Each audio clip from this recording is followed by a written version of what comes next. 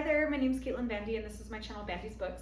Today I am here with a book review for you, and I'm super excited because this book review is not only perfect for spooky season, but it's also perfect for Hispanic Heritage Month.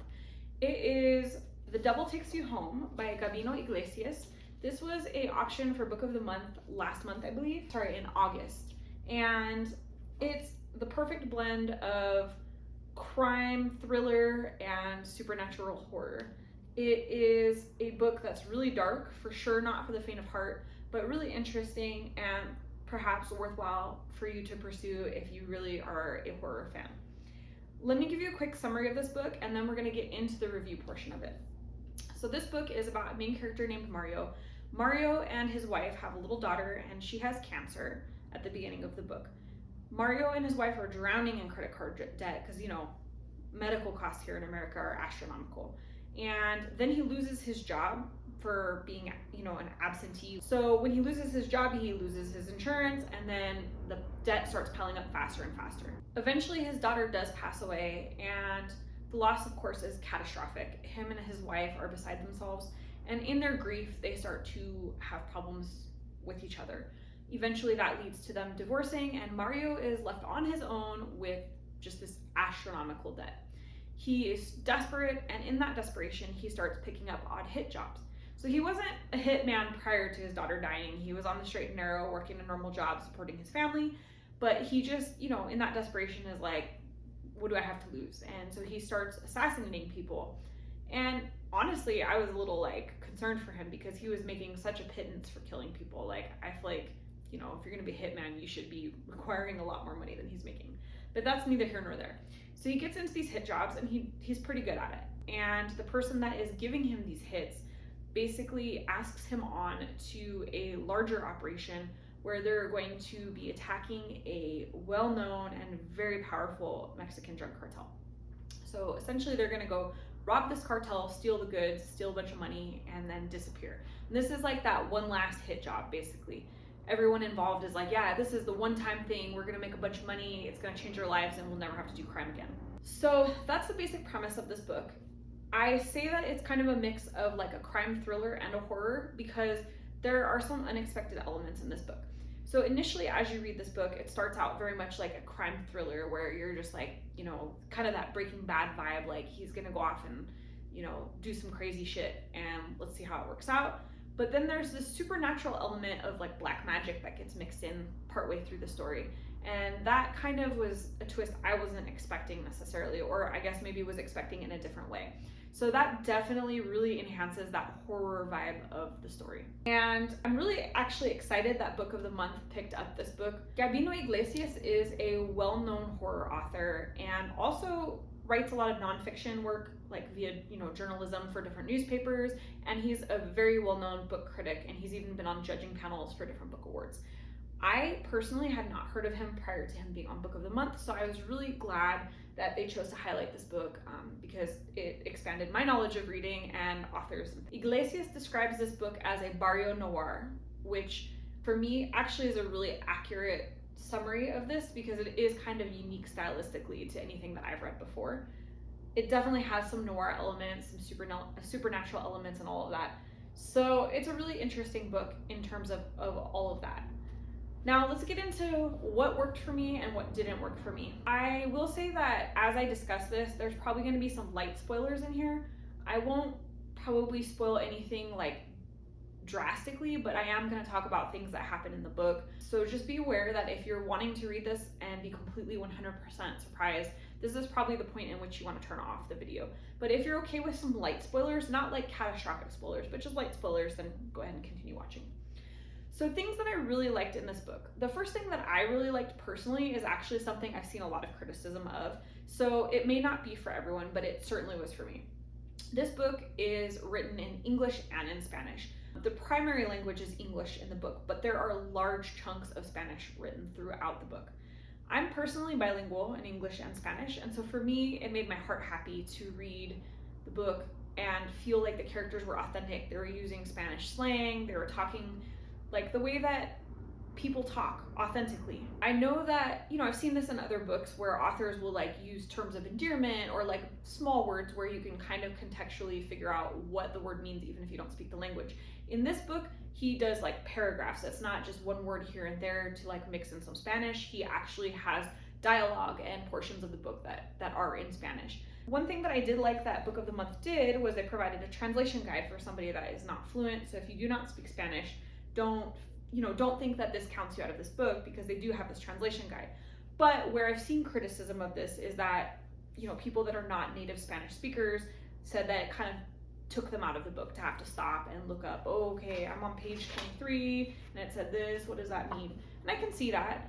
But if you're bilingual, for sure you're going to love this book. You're going to love the way that this mixes English and Spanish together, and the flow and all the colloquialisms and like just things that are, it just makes it feel very authentic. It gives it a really authentic vibe, and it really helped anchor me into who this character was. I really, really appreciated that part personally. If you're not fluent in Spanish, or like you don't have at least a basic understanding of Spanish, particularly Mexican slang, I don't know that, that it'll necessarily be the easiest read, but that doesn't mean it's not worthwhile. Just be aware going in that there are large passages in Spanish, and you will have to stop and look it up if you do not speak Spanish.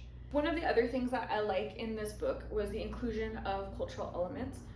They're not always positive. Some of them are negative because it is a horror, but I liked that there was this authentic feeling of this book being really anchored in who the characters are and what they believe in and what they're going through. Like, it all kind of adds up beautifully. The basic premise of the story is really done well as well. In the beginning, we're really feeling for Mario. He's going through all this stuff and it just keeps getting worse and worse. Like, you're just like, man, what else is going to be piled on this poor guy? You don't necessarily lose sympathy for him. Like, book is horrific and what he does is horrific, but I don't know that I ever got off of his side necessarily. Like, there was points where I could kind of see where this was going, and like I wasn't necessarily on the side of where it was going, but I never stopped rooting for him as a character. So that is also something that I really appreciated. And I did really appreciate the pacing of this book. It moves at a pretty quick pace, which I think is important with a thriller. Like, for me, if a thriller is slow and dragging and boring, like, it's not really a thriller, right? So this definitely hit the mark with the thriller angle of it. It is fast, it is action-packed. It's like being in a movie theater and watching like a bang bang shoot 'em up action type movie on the screen, and there's just constantly stuff going on. So I really appreciated that as well. And I thought that the supporting characters were all very interesting in this story as well. I didn't really feel like we got introduced to any character that wasn't fleshed out enough to feel realistic. Sometimes I notice that with books that like lesser writers will just like throw in a random figure for some dialogue, but they don't really develop that person as a character. Whereas with this particular story, I felt like even the minor characters were really fleshed out. For example, Mario's wife only shows up at the beginning of the story, but we have a very clear picture of who she is and the heartbreak she's experiencing. We meet a couple of redneck Texans in a bar that are being really racist towards Mario and his friends, and they're just there for this one scene, but we get a really clear picture of who they are as people based on the interactions that they have with Mario. Mario's buddies that are helping him go after this cartel, we get a really strong sense of who they are as well. We really get a chance to know them and their partners. This kingpin in Mexico that they're dealing with, that's like on their side, we get a clear picture of who he is and like all of his underlings and everything. And I thought that was so brilliantly done. It's great when authors take the time to build the supporting characters the way that Iglesias has done here. One other thing that was really interesting in this book was the inclusion of the supernatural elements. As I mentioned in the summary portion of this kind of has that horror vibe because of these supernatural elements. So he doesn't write about a specific religion. Like, he's not writing about brujeria or hoodoo or santeria or anything like that. He's writing about like black magic. So there is a portion of this book that deals with like the Santa Muerte, which is the saint of death, and worship of the saint of death, and sacrifices to different gods and religious figures, as well as like devils and devilry and evil witches and things like that. And those elements took it out of the reality. Like, up until that point, the story could have been a real story. And then you get to this point where this like really, really dark magic starts to happen. And I feel like it's really easy when you're writing scenes like that to verge into cliche, and I appreciated that Iglesias didn't go farther than he did with it. It is brutal and difficult to read these like supernatural scenes for various reasons, but it also like kind of makes sense with where the book is going and the different characters and what they're experiencing. And like I said, he avoids going super cliche with it. The thing that really I struggled with most in this book, my main critique of this book, is that I felt like the storyline was a bit predictable. So we've all obviously seen media, pop culture, where someone is drowning in debt from a medical expense and then they make a desperate choice like going and assassinating someone. We've also in pop culture seen a lot of the stories where you have, the famous assassin or the famous bank robber or whatever, and they're gonna pull that one last heist, right? And it never is the one last heist. They all die at the end, or they all get caught, or just, something always goes wrong. And so you kind of have a combination of those two storylines within this book. You have the desperate person who's trying to fix their finances, and you have the guy that's going to pull the one last big crime, and then he's going to retire and go about his life and live his dream. And because those two tropes are so well used in media, in current media, I felt like it made this book feel just slightly predictable. I figured out about halfway through the book the main twist and how the book was going to end. And it didn't ruin the book for me, but it did make it feel a little anticlimactic when I did get to the end, and it ended exactly the way that I expected it to end. Does it mean that the book's not worth reading? No. It's still a good book and it's still interesting. There's still a lot of really unpredictable, interesting stuff that happens, especially like in the middle of the book.